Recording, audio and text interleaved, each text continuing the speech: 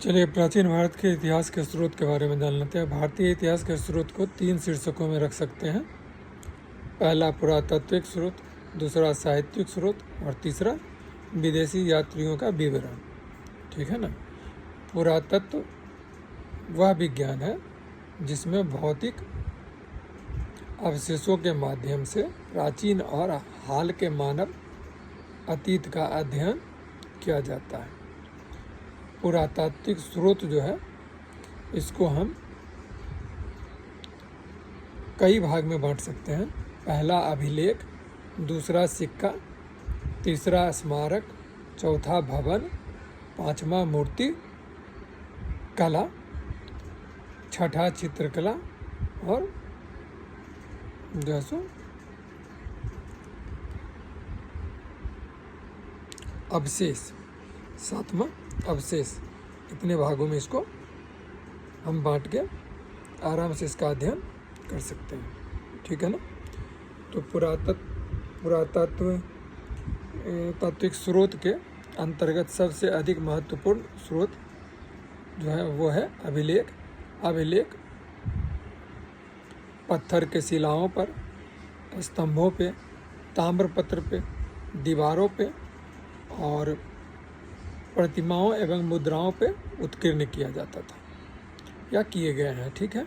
अभिलेख के अध्ययन को एपिग्राफी कहा जाता है। सबसे प्राचीन अभिलेख अशोक के हैं जो कि प्राकृत भाषा में हैं। मस्की, गुर्जर, नट्टर एंड उद्गोलन अभिलेख में अशोक का नाम का स्पष्ट रूप से उल्लेख है। ये बहुत इम्पोर्टेंट है 80s से 90s के बीच में। जैसे मस्की, इसके बारे में, गुर्जर के बारे में, इस दो के बारे में, जहाँ तक मैं रिकैपिचुलेट कर रहा हूँ, इस दो के बारे में प्रीलिम्स में ऑलरेडी ऑब्जेक्टिव में पूछा जा चुका है। अशोक के अन्य अभिलेख में उसे देवताओं का प्रिय और प्रियदर्शी राजा कहा गया है। अशोक के अधिकतम अभिलेख ब्राह्मी लिपि में हैं और कुछ अभिलेख खरोष्ठी एवं आर्मेयिक लिपि में भी लिखे गए हैं। ये सब उसके जो अभिलेख हैं उसमें जो बाहरी जो उसका जो राज्य था जहाँ पे इस देश से बाहर भी जो काफ़ी जगह पे उसका फैला हुआ था, उस सब जगह के लोकल भाषाओं के हिसाब से भी अभिलेख वगैरह में उसका जो है सो ये है। ब्राह्मी लिपि बाएं से दाईं ओर लिखी जाती थी, जबकि खरोष्ठी लिपि दाईं से बाईं ओर लिखी जाती थी। ब्राह्मी लिपि को सबसे पहले 1837 ईस्वी में जेम्स प्रिंसप ने, जो कि विद्वान थे, उन्होंने पढ़ा। ठीक है। अब जो है सो कुछ पुरातात्विक में काफ़ी जो इम्पोर्टेंट अभिलेख हैं उसके बारे में थोड़ा बहुत जान लेते हैं। इस क्रम में सबसे पहला नाम हथिगुम्फ अभिलेख, जो कलिंग राज खारवेल का अभिलेख।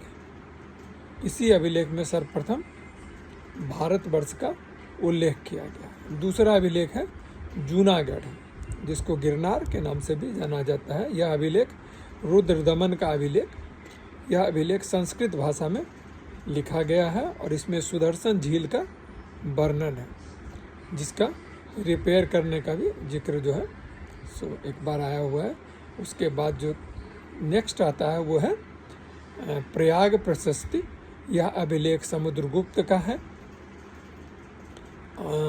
अशोक, जो कि अशोक के स्तंभ पे उत्कीर्ण है और इस प्रशस्ति में समुद्रगुप्त के विजय और नीतियों का पूरा विवेचन मिलता है। ठीक है। उसके बाद जो नेक्स्ट है वो आता है ग्वालियर प्रशस्ति। इस अभिलेख में गुज्जर प्रतिहार शासकों के विषय में विस्तृत सूचनाएं प्राप्त होती हैं। उसके बाद आता है नासिक अभिलेख। यह गौतमी बलश्री के बारे में बताता है। उसके बाद है देवपरा अभिलेख। ये बंगाल के शासक विजय सेन के बारे में बताता है। उसके बाद है आईहोल इंस्क्रिप्शन, जो कि पुलकेशिन सेकंड के बारे में बताता है। इसी में वह चीज़ का जो है सो जिक्र है कि पुलकेशिन ने बुरी तरीके से हर्षवर्धन को हराया था। ऐहोल इंस्क्रिप्शन में इसका जिक्र आता है, ठीक है, जिसमें पुलकेशिन द्वितीय ने अपने जीत के बारे में मेंशन करवाया। उसके बाद आता है मंदसौर अभिलेख। कुमारगुप्त के मंदसौर अभिलेख में रेशम बुनकर की श्रेणियों की जानकारी प्राप्त होती है।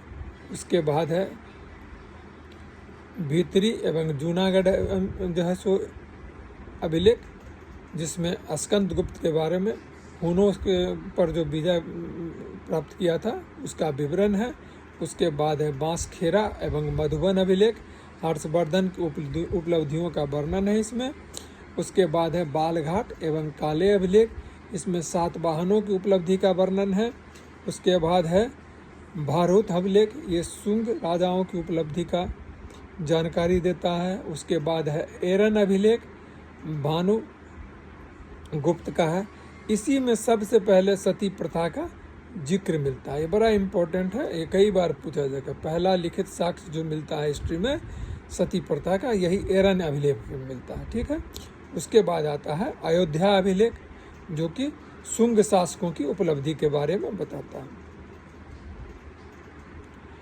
अच्छा, उसके बाद है जो जैसे भूमि अनुदान जो दिया गया, इसका मैक्सिमम जो वर्णन है वो तांब के चादरों पर उत्कीर्ण है, ठीक है। और एक और है एशिया माइनर में बोगजकोई नामक स्थान पर लगभग ईसा पूर्व 1400 का संधि पत्र मिला है, जिसमें जो वैदिक देवता हैं उनका उल्लेख है, जिसमें जिनका नाम इस प्रकार है: इंद्र, मित्र, वरुण और नस्तेय। और वैदिक देवताओं का नाम का जो है सो उल्लेख है इसी ये जो है सो ये दोनों जगह वहाँ भी हैं, तो साक्ष्य प्राप्त होता है एक दूसरे जगह का। भारत में लगभग 6ठी शताब्दी ईसा पूर्व में पंचमार्क का आहत सिक्का प्राप्त हुआ है। आहत सिक्के पे किसी प्रकार का लेख उत्कीर्ण नहीं है, इन पर केवल चिन्ह उत्कीर्ण है। सिक्कों को राजाओं के अतिरिक्त व्यापारियों, व्यापारिक श्रेणी और नगर निगम ने चालू किया था। शक, पल्लव, कुषाण शासकों ने यूनानियों के अनुरूप सिक्के चलाए। भारत में स्वर्ण सिक्के सर्वप्रथम यवन शासकों ने चलाए। चांदी के प्राचीनतम सिक्के को करसापन, पूरन, धरन और सतमन आदि का नाम दिया गया है या कहा गया है, ठीक है। सर्वप्रथम सिक्कों का लेख लिखवाने का कार्य किसने किया था? यवन शासकों ने किया था। आज यहीं पे विराम देते हैं, ठीक है ना। इससे आगे कल जो है सो दूसरे सीरीज में इसको शुरू करेंगे, ठीक है। और इसको आप लोग जो है सो बार बार सुनिए, समझिए। एकदम काफ़ी सामान्य शब्दों में जो है सो इसकी व्याख्या की गई है, ठीक है ना।